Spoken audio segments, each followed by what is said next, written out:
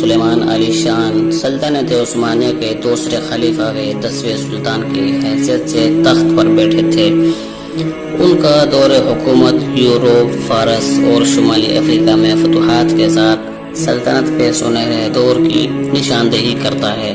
سلطنت عثمانیہ کے 10ویں سلطان و دوسرے خلیفہ سلیمان علی شان اپنے دور کے دنیا کے امیر ترین حکمرانوں کی حیثیت سے تخت پر بیٹھے تھے۔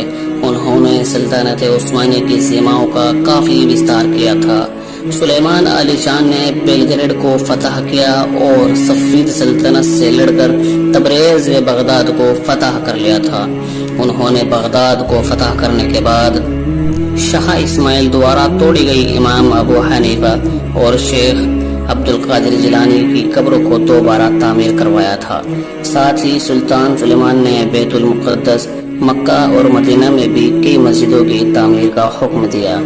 72 سال کی عمر میں انہوں نے ہنگری میں سگیٹ وار کے محاصرے کی قیادت خود کی تھی، لیکن لمبے سمے سے ان کی صحت میں ہو رہی گراوٹ کے کارن ان کے کیمپ میں ہی دل کا دورہ پڑنے سے ان کی وفات ہو گئی تھی۔ سلطان سلیمان علی شان کی وفات کے 2 دن بعد ہی عثمانی ترک فوج نے سگیٹ وار کے قلعے کو فتح کر لیا تھا۔ ان کے وزیر محمد پاشا نے سلطان کی موت کو تب تک چھپا کر رکھا جب تک کہ سیلم II کو استنبول کے تخت پر بیٹھا نہیں دیا گیا تھا۔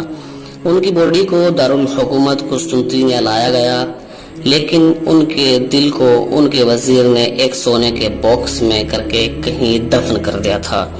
آگے چل کر اسی جگہ پر بعد میں ایک کیتھولک چرچ بن گیا تھا۔ اپنے آخری دنوں کے دوران سلیمان نے اپنی زیادہ تر توجہ صرف حکمرانی، قانون سازی، پاکیزہ زندگی پر وقف کر دی تھی۔ وہ اپنے دربار کی عظمت کے لیے